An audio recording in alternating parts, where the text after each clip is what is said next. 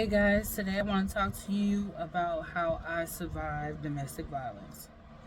I was a victim of domestic violence for about 6 years, from the age of 21 to 27 and a half. I want to say 27 and a half. Yeah, that's about right. I was able to get away and survive. I'm currently in my 30s and I'm doing good. Also, guys, I gotta say, don't mind my hair. It's old. I'm about to take it down and redo it, but I thought I might share this with you guys. You may know someone that's dealing with domestic violence or somebody that just needs to hear a story where the good happens in the end. So I met this man on public transportation. I was currently going home from school. I was going to trade school. And his approach to me wasn't very aggressive. You know how a man could come to you and say, "Hey, yo, what's up? You got a man?" or something like that. It was gentle, tender. So we ended up exchanging numbers. We exchanged numbers and he called me constantly. But I didn't really answer because I wasn't interested enough to really talk to him like that, because I felt like he wanted a relationship. He wanted sex right off. I didn't feel that way when he first started talking to me, but 95% of encounters with a man, normally, that's how it goes. That's what they want at first. So I was like, no, I'm gonna just be cool on that. And I didn't want to have to answer to no one, because at this time I was an exotic dancer. So I just started, I didn't know nothing about. So basically, I just was not talking to him for real. I would say hi here and there, but I really wouldn't talk to him because I wasn't interested in a relationship, and I was not interested in having sex or the S word right then and there. So one day I decided to not go in to the club, and he called me and I was like, well, let's meet up. I was driving. I picked him up because I was already out. So I'm like, I'll pick you up. And this was after the balloon globe in Forest Park in St. Louis, Missouri. So the park it was empty, but people still were kind of hanging out. So we just parked in an area where it was dark, wasn't too many people over there, but I literally just was like, well, I'm here, we about to get to know each other, but I didn't want any distractions. While we were hanging out, we were involved in an attempted robbery. The attempted robbery led to me getting shot in my face. And due to his actions was the reason I did not get killed. But I was able to escape with a gunshot wound to the face that was through and through, and it did not hit any bone. I was shot with a 9mm handgun. So we were able to escape that. And when we escaped that, now because I have PTSD, I want to be around him all the time because I feel safe. I felt like he was my hero, my sent to earth hero, my Superman, because he did something nobody else, I felt like nobody else would have done for me. I didn't feel people loved me that much.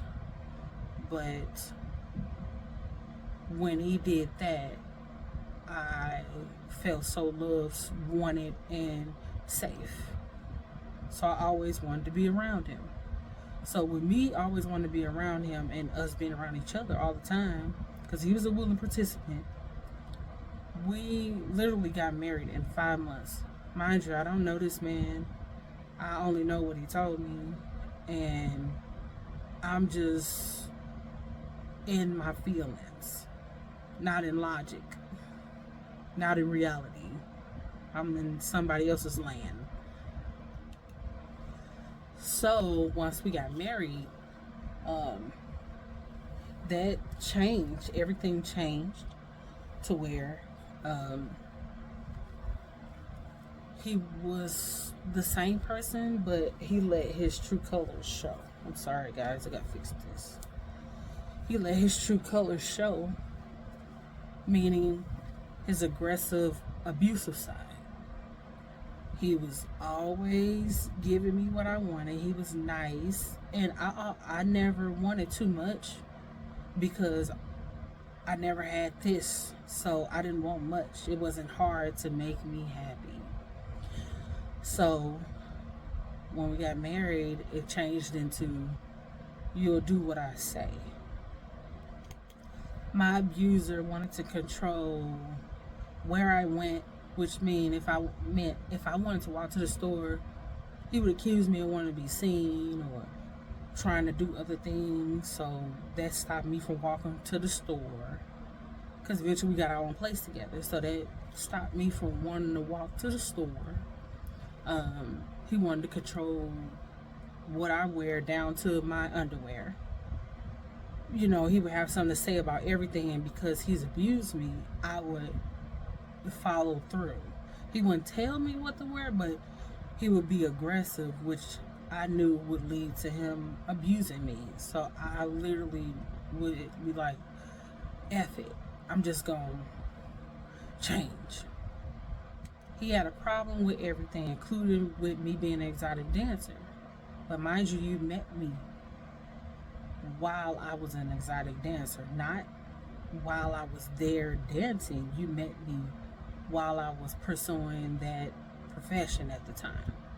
I just had started, and I told you, and you still pursued me.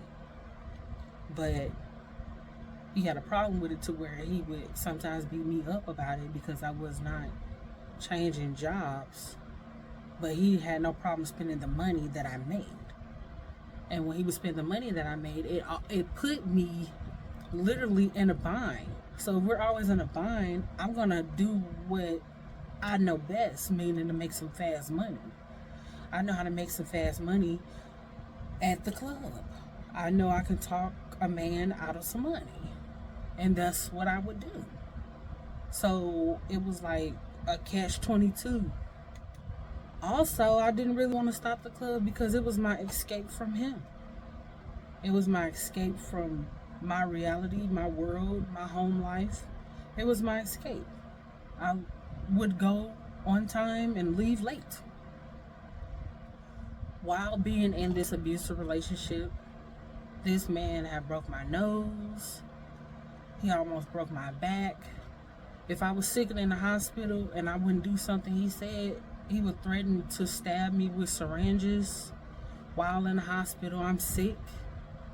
If I wouldn't do it, what he said right then and there, like if he wanted to see a wound or a cut or something, and I would say, no, I don't want to show you because when I move my arm or this or that, it hurts. And he would say, you better show me or I'm get one of these syringes and stab you. Also, he would always try to commit suicide when he couldn't get his way. One time, he sliced his face in front of me with a regular knife, hadn't been sharpened, not a pocket knife, just a regular kitchen knife. He sliced his face on both sides, and it opened his face, and he was bleeding while still trying to get his point across. That's how crazy it was. And with him doing stuff like that, I knew he would have no problem hurting me. So most of the time I complied, because if you slice your own face open, you'll hurt me. I can't feel it. I mean, you can't feel what you're doing to me, but you can feel what you're doing to yourself. And if it didn't matter what you did to yourself, it didn't matter what you did to me. Now, I'm not that close to my family, and the family I am close with, or at this time, was my dad and my grandmother. I remember telling my dad I was getting married. I got married and he didn't know, because in my heart, I knew that it wasn't the right thing to do. Or at the time, I didn't really care what nobody said, and I didn't want to hear nobody's mouth. So I said, well, I'm going to do it anyway. And to avoid having to hear anyone's mouth, I'm going to go and do it. And then when I get married, they can't say nothing, meaning it's done. So I was afraid to go back and tell them I made a mistake. I was ashamed of what I was going through. I was embarrassed of what I was going through. And I had the mindset of like, you got yourself in this. You're going to get yourself out of this. You did it. So get out of it. And people might have thought at that time I wasn't calling police. Sometimes I was having other people call the police. Like text them real fast to call the police. And when we would call the police would come and they would either make him leave, or I would say, you know what, I'll leave. And I would leave and then turn around. One officer told us, you guys are married. Work it out. Which led me to believe maybe he abused his wife. So, abuser to abuser. Oh well. So eventually I got pregnant with my first child. And I was so dehydrated and everything in my first month or two, I stopped dancing. But all the time when I was dancing, I was putting in applications for places because I wanted to work somewhere else. I knew this wasn't a career, and I literally saw the dangers of dancing, being a dancer. Like people doing drugs, people having pimps, and stuff like that. I basically almost was being pimped because I was married to somebody who would take my money, or I would give him the money to make sure he get his drugs so that he wouldn't be on me trying to fight me. But these women had real PIMPs, and they were doing drugs, and they were doing anything for the money, and I was not going to do that, and I didn't want to go that route in my life. So I was already filling out applications other places. So I got pregnant, I left. And when I left, that didn't make him pick up the slack. Now, I told you guys earlier that he wanted me to stop dancing. And one time he asked me, what would it take you to stop dancing? I said, for you to get a job. That didn't change anything. He just always tried to beat me up. Because he liked the money. He liked the money. So he didn't pick up the slack. Eventually, one of those jobs called me. And when one of those jobs called me, I took it. That's a job that I'm at now. Because it had a lot of benefits that I can use. When I got pregnant, I thought the abuse would stop.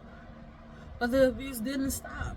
It was just more mental and emotional abuse. Yes, it was some physical abuse. I'll get to that. But the emotional abuse was, and mental abuse was, I should have let him kill you. Mind you, I told you, I felt as if he saved me, even though it was a higher power that saved me. But I felt like he saved me from getting killed on September 18, 2010 in Forest Park. But I always would hear, I should have let him kill you. Or, I've killed people before, I'll kill you too. So it was like he would protect me from the world, but then I had to fight a battle when I went home with him.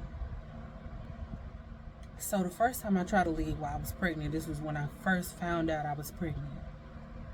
I tried to go to a women's shelter. Now, the women's shelter was okay, but I was being mistreated there. Meaning, yeah, they had restrictions, but it just wasn't a nice place to be in. I'm not saying it's supposed to be catered to your every need. No, that's not what I'm saying. I'm just saying it was not a place where you can grow from. So I end up going back home because I'm like, if I gotta deal with this, I might as well go back home and deal with that while pregnant. So the next incident while I was pregnant, he picked up a tower heater, like a space heater, but it was like a rectangle, so it was more taller. And he held it like a baseball bat. And he said, what you say, B word? He was about to hit me in my face with a tower heater while pregnant with his child. Then he put that down and went and got a hammer. I played so cool until I can get him out the house. And when he left to go wherever he was going, a cab was there to pick me up and take me to my grandmother's house. Now, when I went to my grandmother's house, I told her, I was like, Granny, I'm being abused, I'm pregnant, I'm this, I'm that, all these things. She knew I was pregnant, but she didn't really know I was being abused. So there was some things happen when I was at my grandmother's house that eventually made me go back home again. The main thing was my schedule had changed. I was in training at this time, so my schedule was continuously the same every day for 10 weeks because I just had started. And I could drive my car, I knew what time I was going to work, all these things. But when my schedule changed to where I was like a floater, I needed to be closer because sometimes I would have to be at work at 3 in the morning and no transportation was running at this time. So I would have to be closer to get to work, whether it was take a cab versus my granny living out in the boonies and I'm trying to get to the city paying $40, $50 for a cab. So I would just be closer and maybe pay $10, $15 for a cab and get to work, make sure I was there because I was not losing a job. That was my next escape from him. So also while I was there, something happened with one of my family members where it made me very uncomfortable. I won't say because I never told my family what happened and I never said who. But this person is no longer with us. But I still never told anybody. So something made me uncomfortable at my grandmother's house. And I just eventually went back home. So I went back home and I told myself the next time you leave, you're going to make sure you don't need nobody.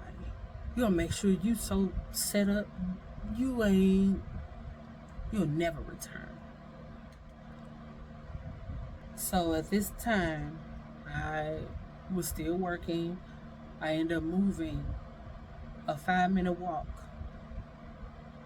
from my job to an apartment. That was 5 minutes walking to my job so I could work all the overtime I wanted so I wouldn't be at home. I ended up getting pregnant again with our second child. And at this time, he's not abusive, but he would get aggressive as if he was going to be abusive again. And I couldn't risk that with my children. So while in the course of me choosing that I can't risk that with my children, I started devising a plan. I said, if I buy something, if I order something and for an apartment and I send it to my granny house, that is the first step of me leaving. I did it.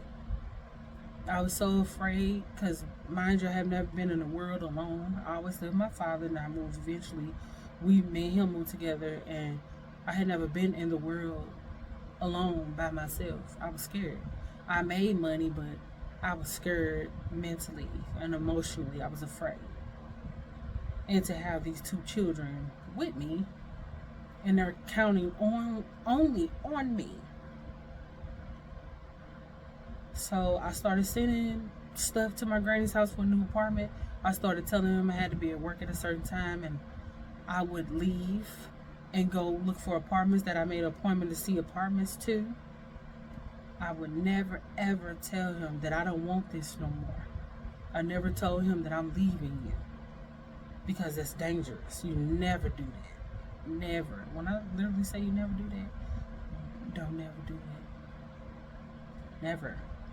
They will kill you. My older cousin, she was killed by her husband and left in her house to die.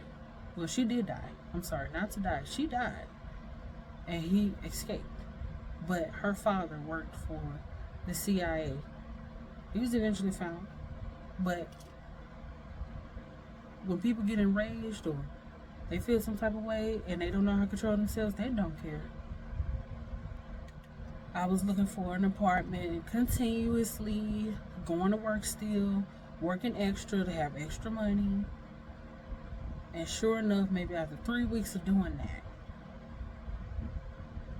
this voice in my head, I don't know if you guys believe in God or a higher power, or it's just your subconscious or you talking to yourself. My mind said, you ain't gonna be able to wait that long, because I had like 3 or 4 months that I was gonna plan to do everything.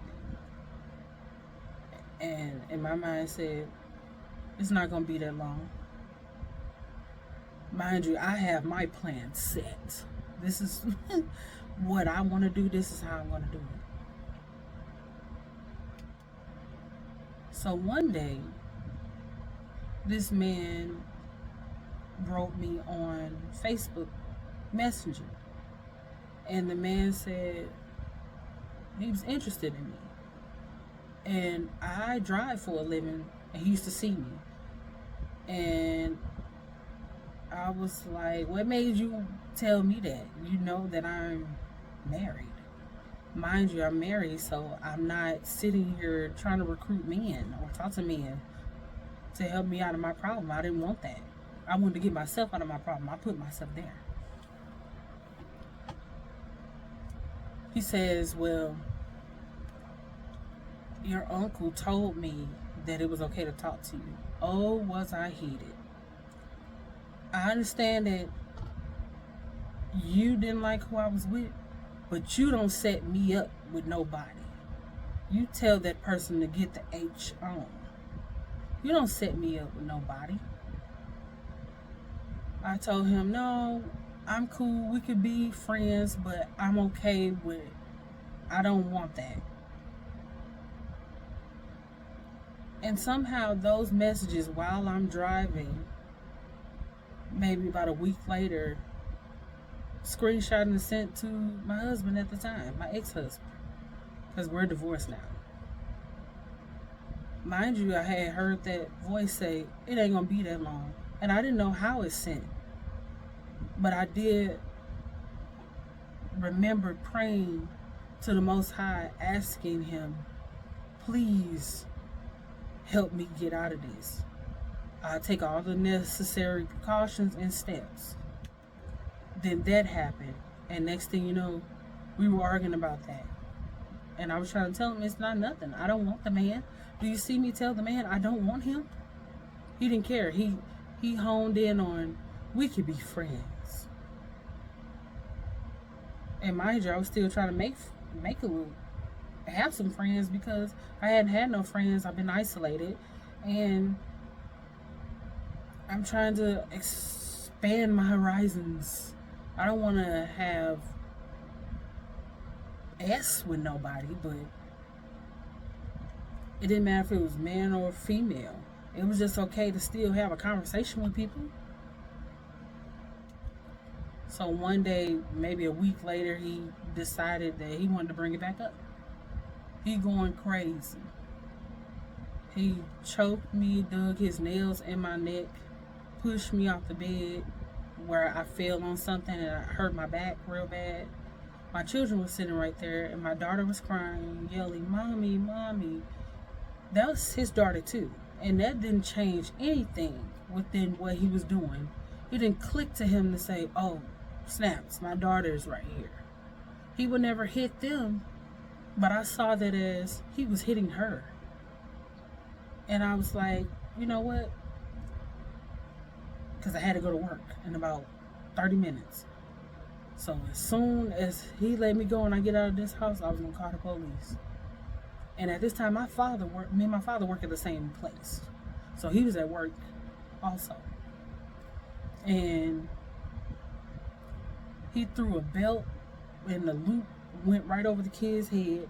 And when the loop of the belt went over the children's head, put a hole in the wall. That put a hole in the wall. He threw the fan, it went right by the children. It's not even aiming towards me, so I felt like eventually you will hurt them. I cannot let you hurt them.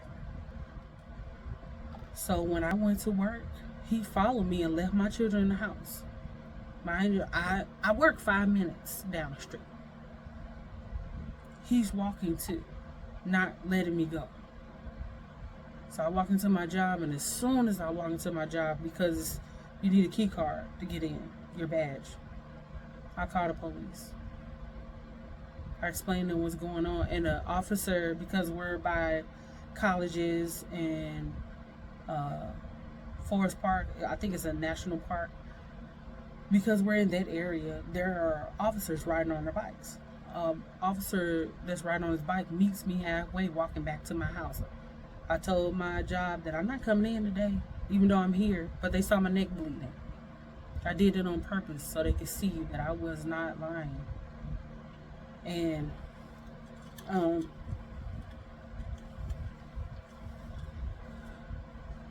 the officer rode with me up to my house, and he looked at me. He said, "He did that to you?" I said, "Yes, sir," while I was crying.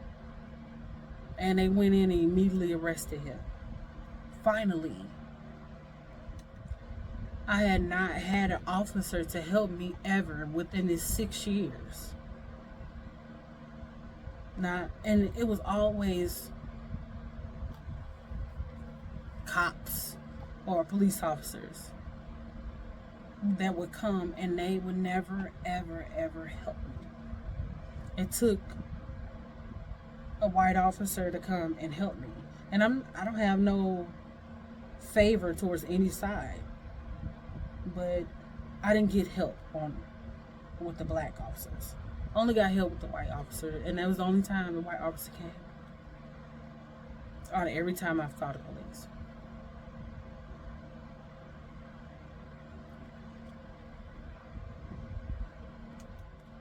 So I was not able to find an apartment.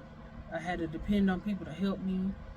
I had to stay in the hotel for a couple years. I was struggling because if nobody could take care of my children, he was taking care of the children while I was at work. So if nobody could take care of the children, I couldn't go to work. So I wouldn't go to work. And then when somebody would take care of the children, I was always worried because nobody else had ever been around my children. My children never been around nobody else really, except me and their father. It was a struggle and it was hard. Everything was pushing me to go back to be with him because it was more convenient and easier, but I never did. I separated from him in 2016. My divorce was finalized in 2020. I did my divorce myself. While having the children, I did my divorce myself.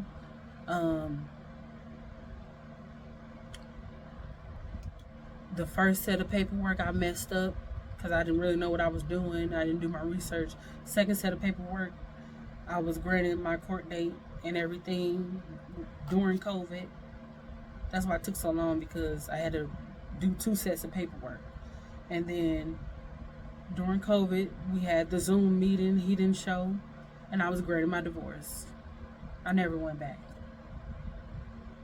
I worked. I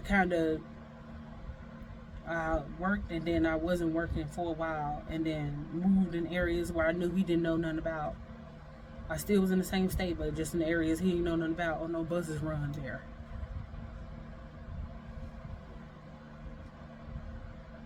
So now I don't have to worry about him. Unless I see him out on the job when I'm at work. But I don't see him. And now I'm not afraid of him. I was for a long time, but I'm not afraid of him anymore. And I was only afraid of him because he was the type of person that would do anything to scare you, or do anything to hurt you if he hurt himself. One time I was going to fight him, meaning he was acting aggressive, being aggressive. I had a knife under my pillow. If you strike me, I'm gonna cut you. And he did not hit me. Every time he would want to hit me, and it seemed like he wanted to hit me, and I have a knife under my pillow, he would not hit me. But when I wouldn't have a knife under my pillow, it was nowhere near me, he would hit me. That's like he knew. Well, it was Most High that knew. Or it was a higher power that knew. Because all those times I called the police, who's to say they put in any paperwork? I could have went to jail for the rest of my life for killing him. Depends on the judge. But that's how I survived domestic violence. Please like, share, subscribe. Got any questions, comments? Comment below. Thank you for listening. I appreciate you.